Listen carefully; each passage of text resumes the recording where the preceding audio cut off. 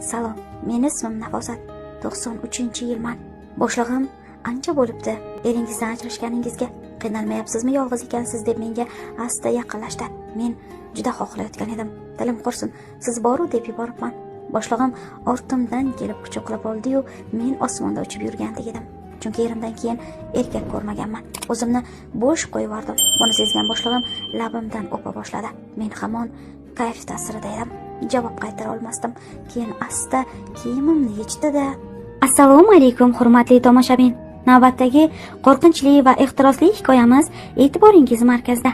Ushbu jumboqli hikoyamizni oxirigacha tinglang va bo'lib o'tgan voqealarga o'zingiz guvoh bo'ling.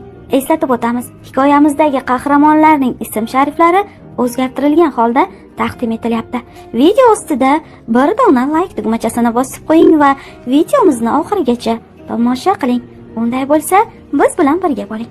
Salom, meni ismim Nafosat. 93-yilman. Men turmushga chiqib 1 yil yashab farzand ko'rmaganim uchun qaynonam bizni ajrashtirib yubordi. Uyda dadam, oyim, ukam va men yashaymiz. Men bir kuchliroq korxonani bosh sekretariman. Xullas, bugun ishlarimiz juda ko'payib ketgani uchun dadamga telefon qilib kechroq borishimni aytdim. Ishxonada boshlig'im va men qolib hisob-kitob va boshqa ishlarni bajarib o'tirgan edik. Boshlig'im yoshroq, chiroyli sportsmen edi. Orada gaplashib, mendan hayotimni so'rab surishtira boshladi. Keyin ancha bo'libdi, qiynalmayapsizmi, yolg'iz ekansiz deb menga asta yaqinlashdi. Men juda xohlayotgan edim. Dilim qursin, siz boru deb yuboribman. Boshlig'im ortimdan kelib quchoqlab oldi-yu, men osmonda uchib yurgandek edim.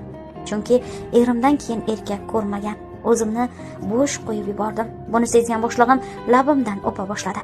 Men hamon kayf ta'sirida edim. Javob qaytara olmasdim. Keyin asta kiyimimni yechdi-da va shunday dedi: Nafosat, bu yo'lga kiribsiz, bu yo'ldan qayting. Men kiyimingizni yechsam ham unaqa pastkashlikka bormayman. Men sizni sinamoqchi edim, chunki bu yo'lga kirib qolganligingizni bilganim uchun. Undan ko'ra oila quring, halol va poklik yo'lida yuring, hayotingizni yaxshilang va savob ish qilishni yoddan chiqarmang dedi. Men o'sha payt nima qilishimni bilmay qoldim va shu zahotdan o'zimga so'z berdim. Bu yo'l bizning yo'l emas. Bizning yo'l halol, poklik ila yashaydigan yo'ldir. Bu hikoyani o'qib, o'zingizga xulosa chiqarasiz degan umiddaman.